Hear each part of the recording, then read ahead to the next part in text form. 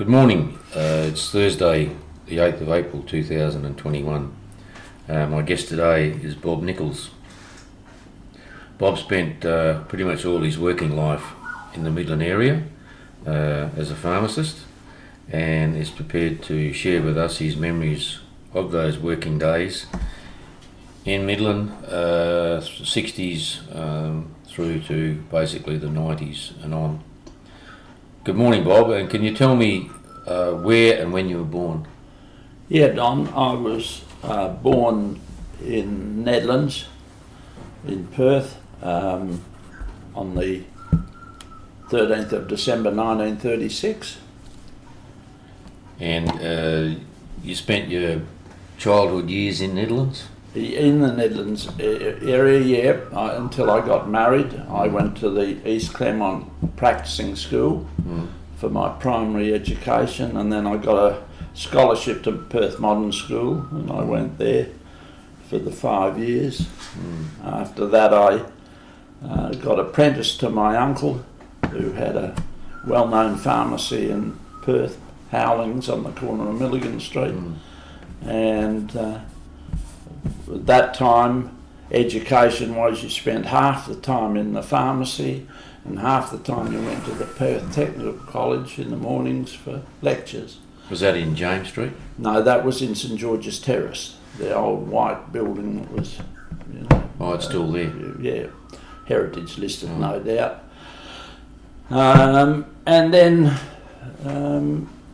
there was a 4-year apprenticeship and lecture. And you finished up with, well, you didn't finish up with a diploma or a bachelorate or anything.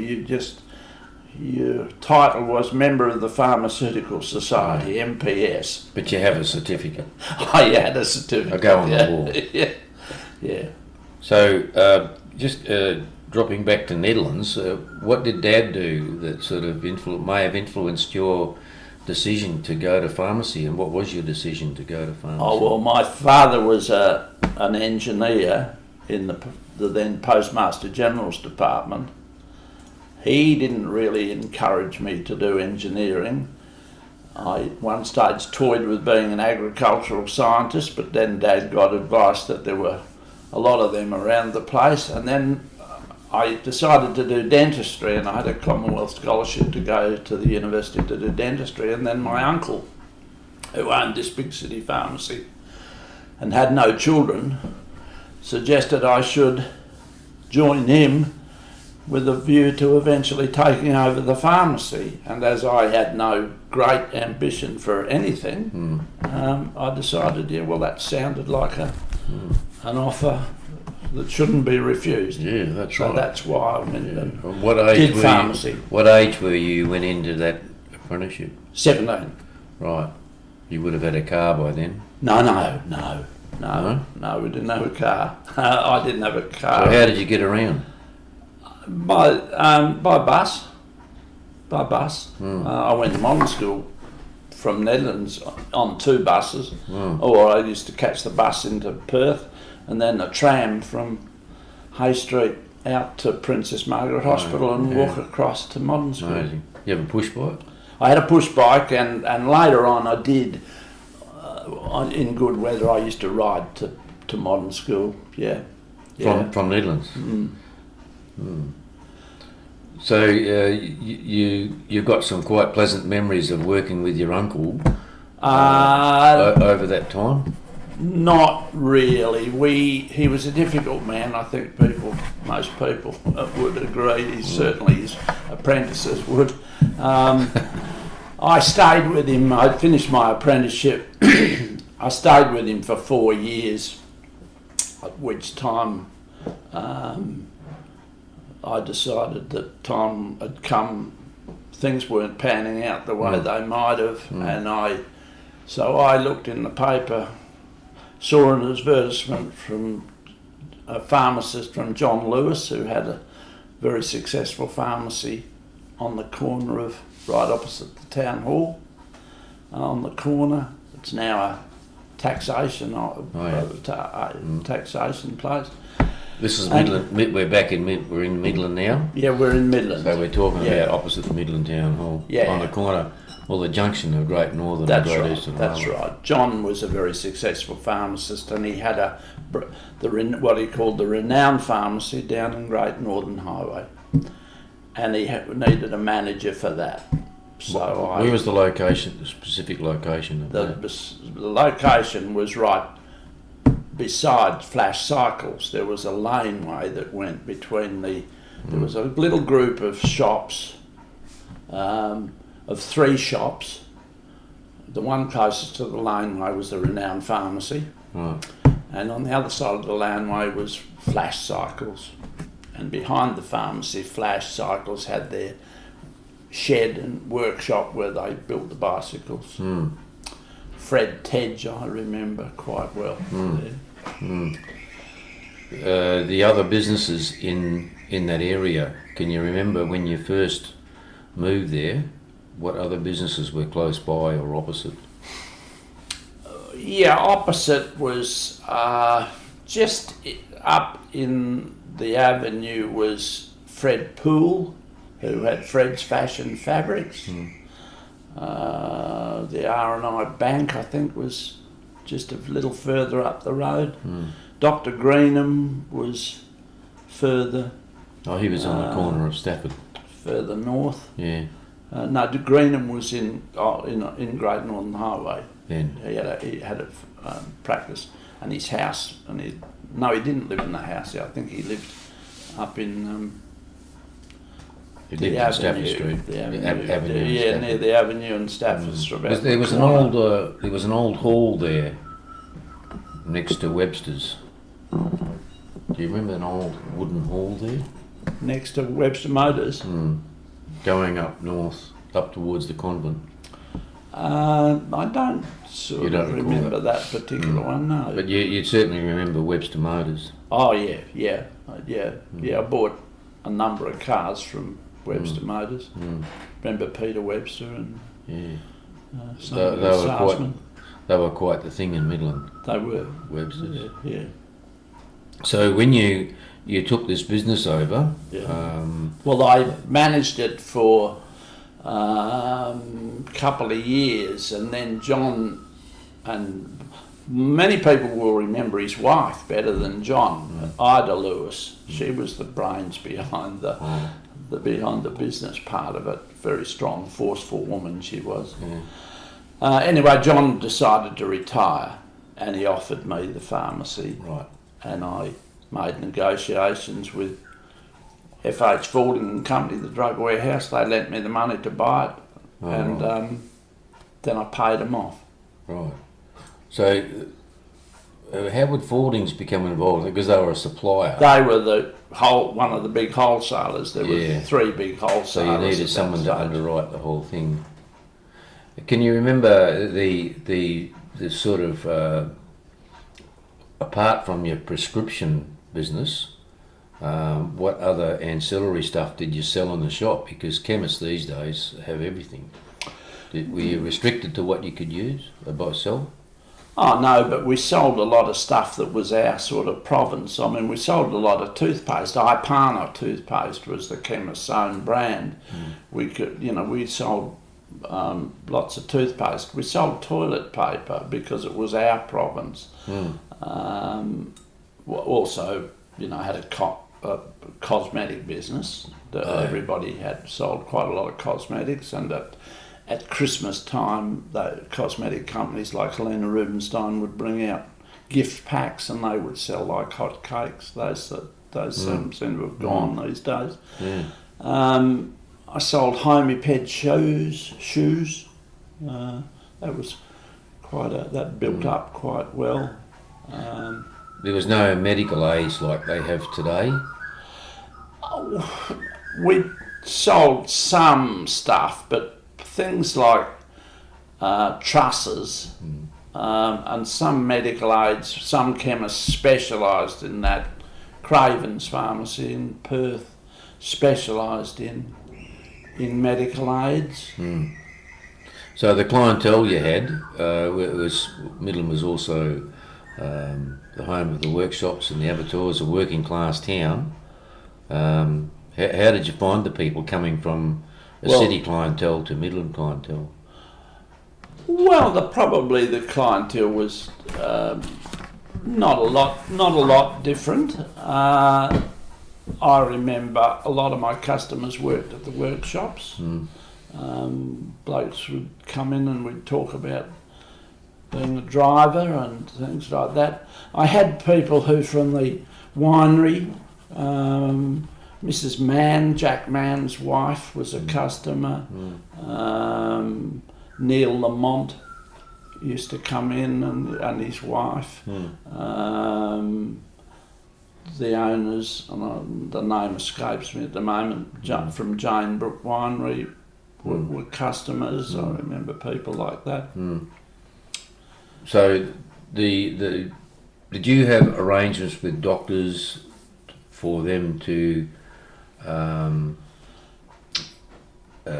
encourage clientele to come to you for prescriptions, or was that wasn't the done thing? It wasn't the done thing.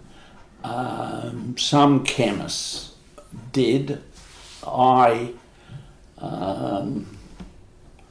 possibly to the detriment of my business in a way, was scrupulously adhered to the regulations. Yeah, good. I think possibly I might have done better in some cases had I been a little bit more relaxed in my efforts. But no, you just relied on the customers to bring it. I didn't have any arrangements. Whoever the closest doctor was, those people would come to you? Yeah, Dr. Greenham was his customers, his patients were a big part of it. There were other doctors in Midland, from my recollection. Dr. Siglin was one, I think. Dr. Siglin, Dr. Buttsworth, Dr. Cargotich, Jeff Hinkston. They were later, weren't they? Hinkston was later?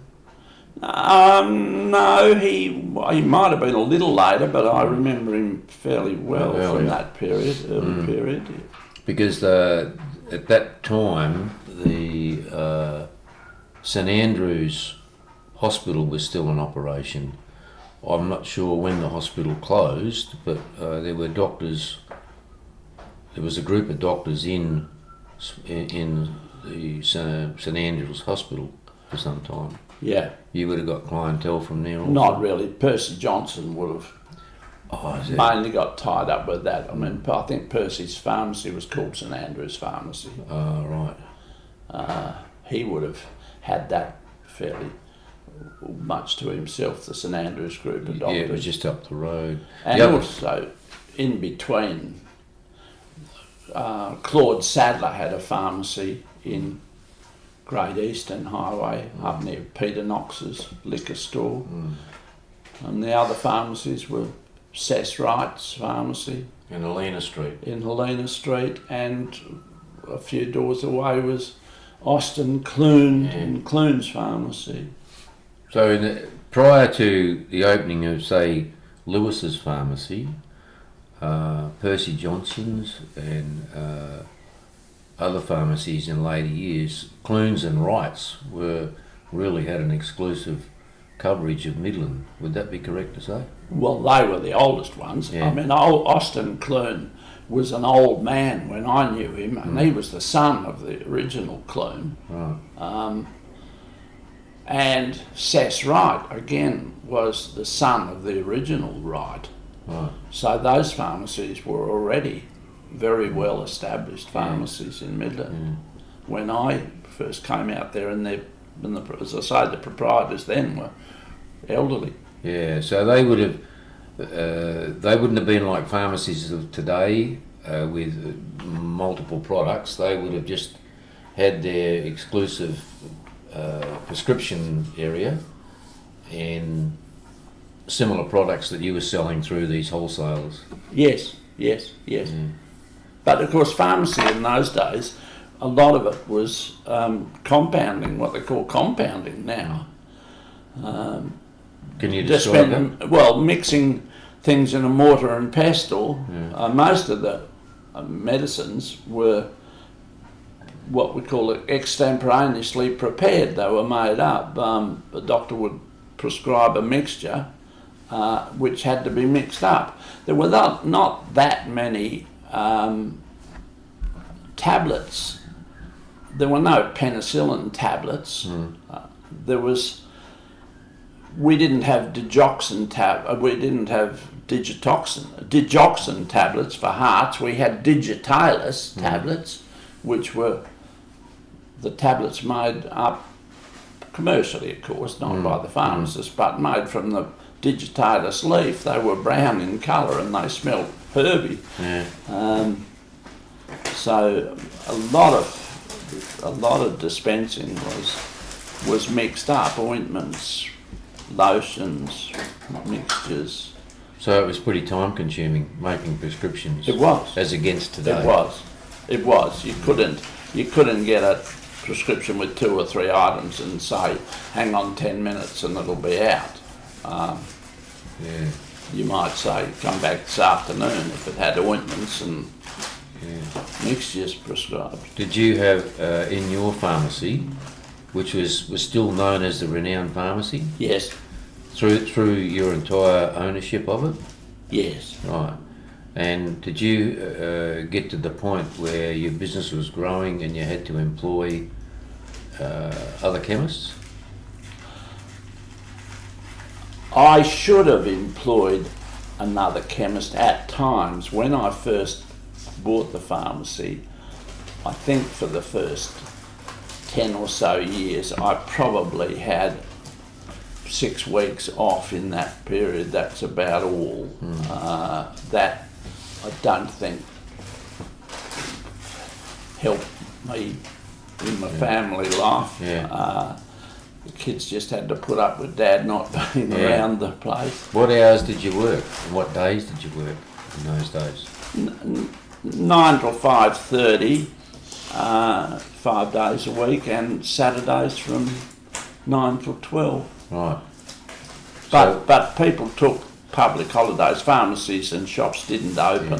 For instance, People's Day for the Royal Show, everybody knocked off at 12 o'clock because it was a half-day holiday. Yeah, right.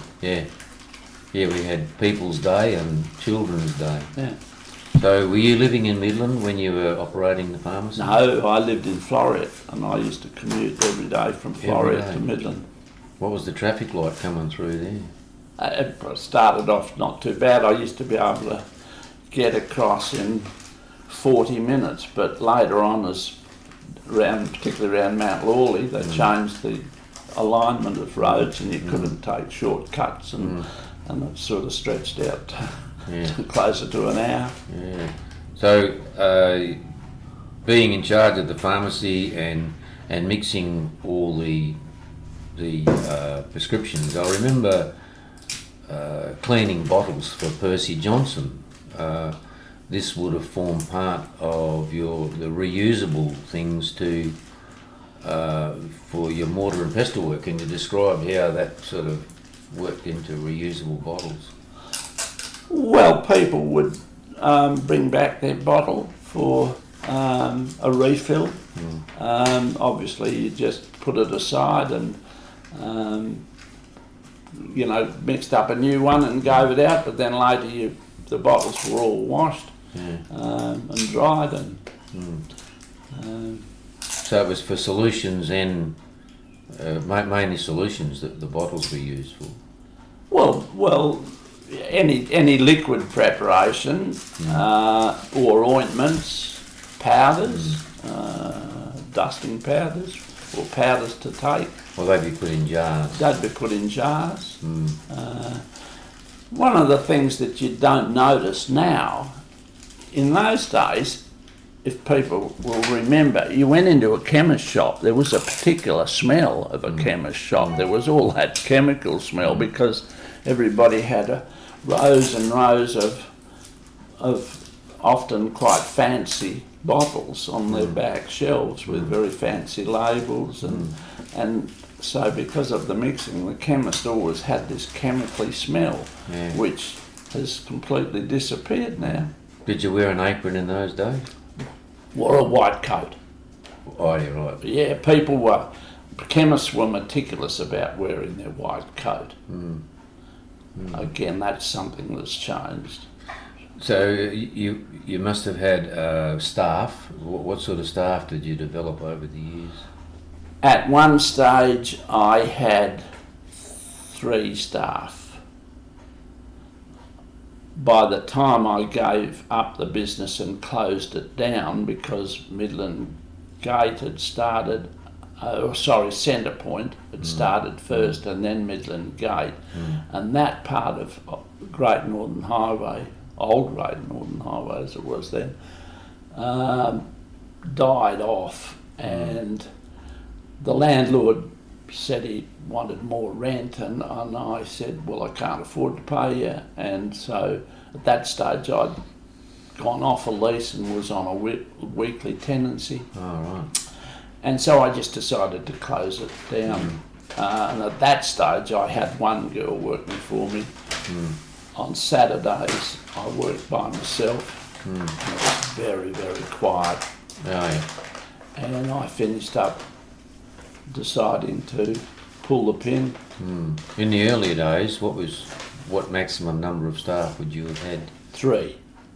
Right. At one stage I had 3 And they girls. were full time, They were full time. Monday to Friday. Yeah. Mostly I employed 2 girls. Can you remember other surrounding businesses? We talked about Webster Motors and opposite the arcade. What about moving back towards the town hall? Can you remember other businesses that were operating in that old heart of Midland? Well, I remember WA Produce because I used to fossick around in there a fair bit, as you do, as people do at Bunnings now. Yeah, the hardware store. Yeah. Yeah. You got any names you remember then? Well, I remember Ernie McCarthy. Yeah. I remember a young man who was a bit of a rouseabout, after school, Ray Wilkie. Right. And I finished up, he had racing pigeons, and I got a couple of pigeons off him for my children, and I eventually took up pigeon racing myself for 20 or 30 years. Wow. And I remember him, he eventually became a school teacher, and then later I met him, and he was had a coach business in the Northern Territory. Oh, wow. I do remember the name Wilkie. He was a lovely young man, yeah. And then there was Jewellers up the road. There was the Jewellers, yes, the Carris Brothers was up there. I remember Coles, and I think Woolworths was up there as well. I remember Walsh's. There was Walsh's would have been next to you. Walsh's were, very close. They weren't in the group of 3, I don't think. My little group of shops was originally owned by Bruce Small of Morban Star Cycle fame. He sold it to John Saunders. The clothing one. The clothing, and John Saunders had a shop there with his clothing, and was the landowner. Dave Gundry, I think, worked for Voxadians, and eventually he started. I think his carpet shop was in one of the little group of 3, probably on the other end of mine, and then of course he expanded his carpet business greatly. Yeah, Voxadians was pretty much the only white goods store in Midland from memory. Yes, I think Bob Little worked for Voxadians. So moving further up the road towards the Renown Theatre, was the old police station there then? Yes, the police station was there. I remember Brian Bull being a sergeant there later. Did you have any trouble with delinquency around that area in those years, in those early 60s? No, I didn't have any. I didn't have any trouble. Didn't have a break-in? I did have an attempted break-in once at the back door later on, but I don't remember anything very much What about the wheelchair? happening in the way of crime around there. Yeah, because that area certainly changed when Midland Gate came along, which leads to the end of your tenure in the shop. And what was the feeling of the businesses in that area when this monster called Midland Gate was coming along and leading up to the construction, and then all the business being taken away? There must have been an element of fear there. I don't remember discussing that with anybody particular at that stage of the game. Probably businesses like Eddie Barron's was safe and secure and going all right because it was a very specialised business. Certainly, So I was apprehensive, fairly depressed about the whole situation, the way my business had gone down because of Midland Gate. because of Midland Gate, and the business obviously wasn't viable. It wasn't saleable at that stage, and Because the clientele was going the elsewhere. client, yeah. Sorry about that. So Hello. you decide to sell, and you move on to another pharmacy. Well, I decided to just close it down. I just put a great big sign in the window, closing down sale, okay. discounted everything as heavily as I could, sold off as much of the stock as I could. Ian Wright, who owned at that stage owned the Stafford Street pharmacy, offered to purchase from me all the remaining stock. The fixtures and fittings had been written off long ago, and I just shut the doors and walked out because I didn't feel that an increase in rent was an option. Paying more rent was just not an option. As it happened, the shop was empty for a while. A florist went in it, stayed about a month, and I don't think the shop was ever occupied again until that part was completely redeveloped. Yeah, it certainly decimated that end of Midland, so you kind of left there with a heavy heart. Well, at the time, when I went there, it was thriving. Yeah. But the 28 years before I finally left. But also, I'd had a phone call from Neville Crump, who owned a pharmacy in Midvale, tiny little pharmacy, but with a huge business servicing nursing homes. And Neville rang me and said, could I come and work for him? And I said I'd had enough of 5.5 days work, so I would give him a couple of days. Well, that increased out to, over the next 13 years, I think I was with him, to 4 days a week. So what sort of a gap did you have departing the Great Northern Highway store and then taking up with Neville? No gap at all. You just walked straight over. I also decided to do a couple of locum jobs, a day here, a day there. My wife at the time had a good job, was certainly bringing more money in than I was getting out of the pharmacy, and she urged me to just pack it in, which I did. Another pharmacist I remember in Midland now was David Hewitt. He was over on Great Eastern Highway. He was after my time, really. Was it? It might have overlapped a little, but I didn't know him. I did know Rick Amy. Bought the pharmacy from Sess Wright. Were they Kevin Hines purchased the pharmacy of Clunes. I knew those. When would they have closed up, those two pharmacies in Elena Street? How long after Midland Gate opened up? That I wouldn't don't know, No, Don. that's okay. And so how long did you stay with Neville in Midvale? Until I retired. Right. Until I decided to call it a day, and I was 62 then. Right up to this point, you were still commuting from Floreat. Yes. Yes. So there was other pharmacies, of course, opened in Midland Gate and Centrepoint. Yes. You never had any engagement with those people? Not really. No. Percy Johnson? No. I probably met Percy once or twice at things like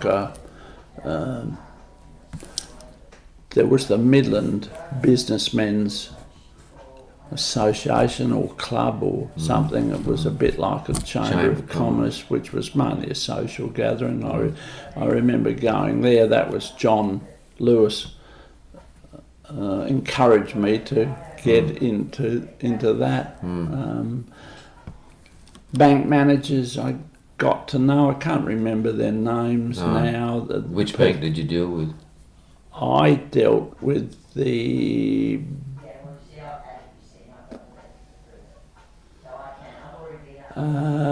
ES&A Oh, yeah. at that stage. Well, that became ANZ, isn't it? No, the ES&A was the English, Scottish and Australian bank. Because Bank West was right opposite where you were, on the corner of Yes. the Avenue and Great Northern Highway, where Landgate are now.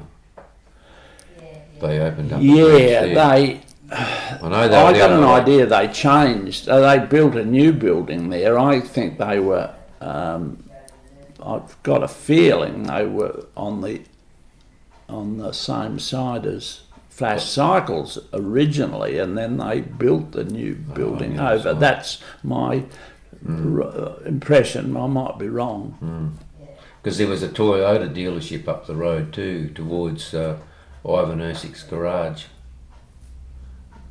A Toyota dealership came. There was a Golden Fleece service station on the corner of Morrison Road and Great Northern Highway. Yes. I've got to be honest, I didn't move a lot. We didn't do any deliveries in those days. Right. People came to the shop for their prescription. So I pretty much turned up in the morning, did my work, And went home. because it was a fair way to go and come. So I didn't really move very much away from that central area. Was Neville Crump's business in Midvale wasn't severely affected then by Midland Gate because he had another source of income through his nursing homes? The turnover, front of shop turnover at Midvale was virtually negligible. An occasional customer would walk in the door, and really they were more of a hindrance than a help, because the main operation of the business was behind the petition, where considerable staff were employed in getting to the daily orders for the various nursing homes. Making up these pre-packed things. Yeah, because there was no doctor's surgery as such close by for people to go into a chemist in Midvale. No. The shop really was people would have thought it was a tiny little pharmacy that, without knowing that there was a hive of industry behind, and then we eventually moved to the Midland Gate precinct, not right in Midland Gate as it was now. There was a group of shops in front. Farmer Jack's were there. Yeah, that's it. That's the little Dry cleaners. That's the little precinct that we were in. Yeah. And that's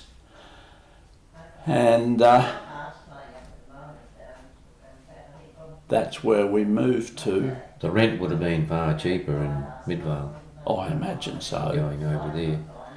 But I can't think off the cuff now of any other pharmacies that were of note around Midland. No, I think we've covered them. Percy, Claude Sadler, Wright's, Clunes, Lewis's, of course, Renown, Stafford Street, which was built as I moved there. My friend and colleague from Howlings, Tony Proctor, started working at Stafford Street. Yeah, and then in later years the doctor's surgeries became not one doctor, they became several doctors, didn't they, which changed the dynamics again in Midland. But I think we've really covered pretty much all the pharmacies in Midland. I think so.